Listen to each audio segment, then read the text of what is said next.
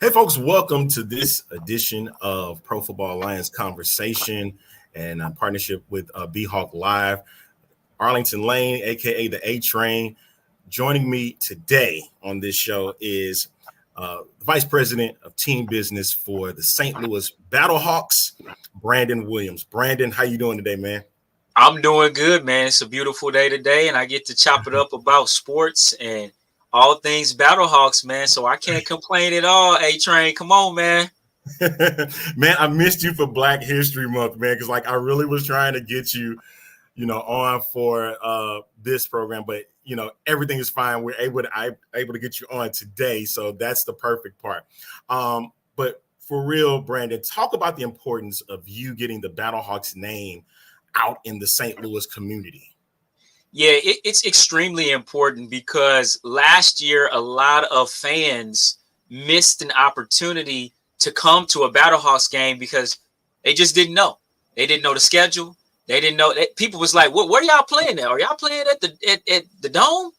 They just didn't understand where we was playing, when we was playing, what was the name of the league, and all those different types of things. So it behooved us as a staff from a marketing perspective to make sure that we were starting to connect and engage with the community, engage with the business world, even civic leadership, to make sure that we're getting the word out about who the Battlehawks are, where we practice, when we play games, when the season start. Because also, Arlington, you got to realize too that spring football is a different mindset that most football fans aren't used to. They're used to fall, and they're used to it being over after Super Bowl.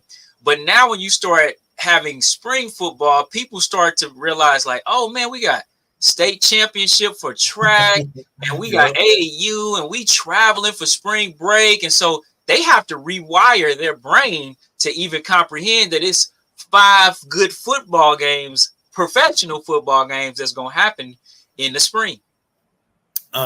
Do you think that there's some kind of pressure on you, to kind of market now that you're in a merged league? Because, you got 7 other fan bases, and now all of them will have crowds. I know the previous league that were in USFL didn't have that.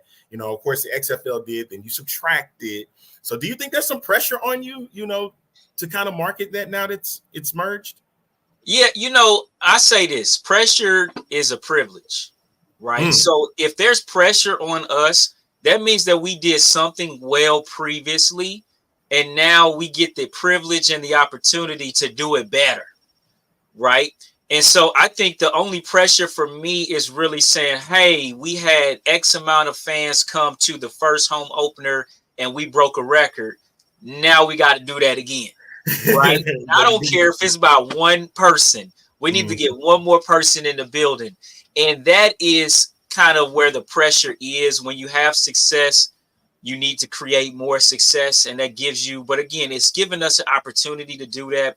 And I think that we having the St. Louis fan base behind us, I think the sky's the limit, honestly. I think this fan base is going to represent, they will show up.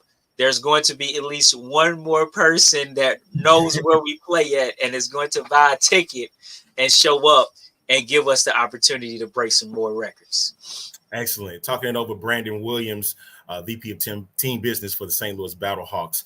And want to ask you this. What are your thoughts on the St. Louis fan base helping out other UFL fan bases to grow? Because, like I told you about the pressure previously, now it's about other fans helping other fans out to make this thing survive. So what are your thoughts on that?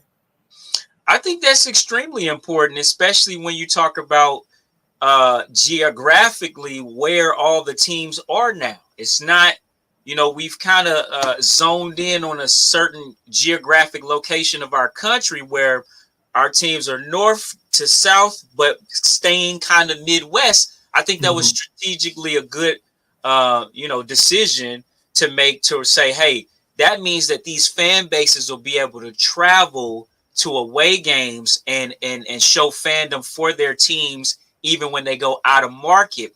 And to your point, that's going to create sustainability amongst all markets, not just in St. Louis or, in other markets that are really thriving. So we got Memphis now. We have Birmingham now. These are teams that are close proximity to us, where our fans will go down and go see those teams. And then we actually, when they travel to see us, their fans are come up, and maybe there's opportunities for tailgates specifically for these teams and things of that nature, and really create that camaraderie and that sports atmosphere where it's traveling and dudes is, getting buses and stuff. And that's really where the stories and the memories from sports engagement really come into play. And so we're hoping that this league can create that. All right, another question for you. How, like, grassroots movements like our shows and shows like around the UFL, how can we help you guys, as in the VPs of team businesses around the UFL, help make this successful for you? That's a really good question, man. I think it's really, I would say, sticking to the facts, right? Making sure that things that are being reported, being written on. Now, obviously, it's going to be rumors that you can talk about, but making sure that if you officially post something that you've got it, the T's crossed and the I's dotted, to just make sure, like, is this legit or not? Because I don't need, we don't even want y'all putting out stuff that ain't legit. And now you got to go back and all this stuff. But I think that's probably the best way to support, man. And probably figuring out how we can partner to sell more tickets. Like, how can we leverage you guys' platform and get you guys a part of the action? Because our media is important. All forms of media is important, especially when you're trying to bring together a message for a league and a new league. So this is very important. That's great to hear, because that's kind of the things that we want to do. Is we're just here to help the league out, and we want to make sure that the league is successful, it grows. That has been the big key part of what we do. I understand you said the same thing about the news. Make sure all the news is correct. All the I's dotted, T's are crossed. Understood that wholeheartedly. But we definitely want to make sure that our fans, because they're, like you said, you're seeing a lot of diehard fans, especially in St. Louis right now. They are really gearing up for this Battlehawks season. So I know, like, it's the pressures, back to the pressures and stuff, getting that together and bringing in one more fan into the mix. Give your thoughts a bit on, like, fan networks willing to help out, like, through charity. Because our group is right now, we're doing a Fill the Shelves, like you guys are doing Fill the Dome. We're doing Fill the Shelves, and we want to make sure that we get good new books and used books to inner city schools in the St. Louis area. We got an inner city school in mind now that we're working with. So give your thoughts about fan networks helping out through charity for the UFL. No, that's extremely important, because one of our models for engagement from a marketing standpoint is we don't want to reinvent the wheel. We don't want to necessarily come up with all the ideas. We want to go out and partner with organizations that are doing good work in the community so that we can amplify what they're doing, not create something from scratch. There's enough organizations that are doing good things, like you said, from a literacy standpoint, financial standpoint, making sure kids have food, and not just kids, but making sure our communities have access to healthy options and things of that nature. And we just want to be here from a sports perspective, that we're going to be here to entertain when the game is being played, but also be a helping hand to amplify any opportunity where, like you said, hey, where we supposed to go bring these books? Let us amplify that and tell people, hey, bring them all to Arlington's house. Just drop the books off in his front yard in a box, and it's wrapped safely. And if that's where they're going to drop them off, we want to amplify and help people know where to go. I think the biggest case for you right now is can you, like, detail any of the marketing plans that you guys have for the Battlehawks coming up in this 2024 season, this UFL season? What's the things you have going on coming up? Yeah, I think, honestly, a lot of the things that we're going to do this year are going to be based off what was successful last year. And last year we had a lot of success engaging different organizations, engaging fans at restaurants from our quote unquote bar network, where we had a network of hundreds of bars who have our schedule. They show our games. We have different giveaways at those bars. Those bars are representing us by wearing T-shirts and hats, the bartenders and hosts and things of that nature. And then having different fan engagement activities. Last year we did an engagement at the zoo. We did engagement at the Arch, engagement at Ballpark Village. Want to shout out Ballpark Village because they're one of our watch party partners for this year officially. And we'll have official Battlehawks away game watch parties at their spot on the stage, having a lot of fun. You may or may not have seen that we have our town hall coming up March 14th. It's going to be about 5:30, 6 o'clock at Ballpark Village. That is going to be a great opportunity for fans to come out and see Coach, get to talk to Russ, get to talk to Daryl the Moose Johnson, 3-time Super Bowl champion, and I know a lot of our fan base would love to interact. So we'll get those opportunities. It's going to be giveaways, it's going to be ticket programs, and so things like that where the fans can have some level of access to, whether that's coaches and players. And then we want to give them something. If it's a T-shirt, if it's a hat, if it's an opportunity to win a ticket, win a opportunity to have a photo op, whatever that looks like, those are some of the things that we're going to focus on from a marketing perspective this coming season. That is awesome. And, you know, I know a lot of people, especially in St. Louis, you want to, the crowd last year, 38,000 was the biggest. Now you want to get beyond that, you know, with 50,000, and then hopefully with this 314 day town hall that can help that out throughout the year. I'm going to say this, Brandon. One thing I remember in 2020 was there was a lot of interaction in the community, where it was high school games, where it was going to bars, going to restaurants. Will that return at some point as the UFL continues to grow? Yeah, I think that's one of our objectives, right? I already mentioned the bars and restaurants, and activating with some type of Friday Night Lights program is something that's definitely on our radar.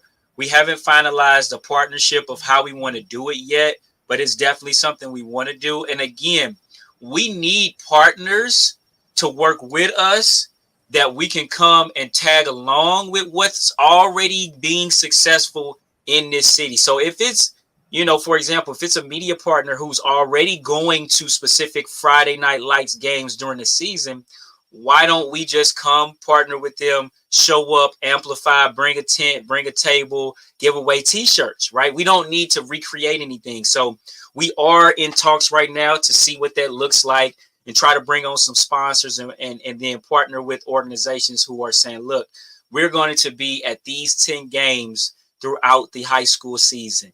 We're going to be at Lindenwood. We're going to be at Missouri Baptist. We're going to show up at some of these college games because we do have Division I football now. And I love the fact that Lindenwood, I'm a Lindenwood alumni, got my master's degree from there. So shout out to them and being able to go there. We went to their spring football game last year and did some stuff. And we was at their homecoming tailgate this past year. So again, we want to integrate as much as we can and amplify other people's mission and vision and help them create these movements. Oh, there we go. Now you can hear me. We got a business side. We're done with the business side. Now I want to go to the player side for you.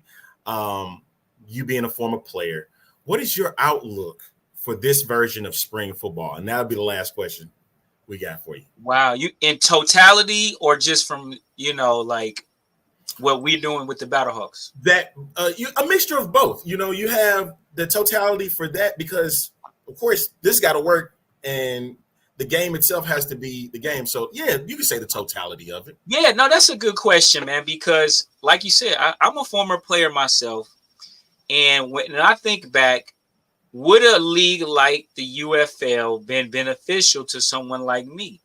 And the answer is yes. So anytime that we can have leagues that are ran on a professional level that is getting national exposure so young men all across the country can have another opportunity post-college to play at a very high level. And that's something I want people to understand. USFL and XFL last year was creme de la creme of non-NFL football. I mean, most of the guys, probably 80% of the guys in our league have been on a roster in the NFL. May not have played in the NFL game in the regular season, but they've been on a roster. They've been in training camp. They've been in the spring OTAs, and they understand the level of competition needed for success. So we have really, really good players. And I think as we continue to grow that and build that, more players coming out of college who realize that they're going to get a shot at the NFL, but instead of getting stuck on the NFL roster in the offseason, they would rather play in a UFL scenario where they not only can train, but they can get tape from real game action, showing what they really can do against top level competition, and then flow right into a NFL training camp and be already there.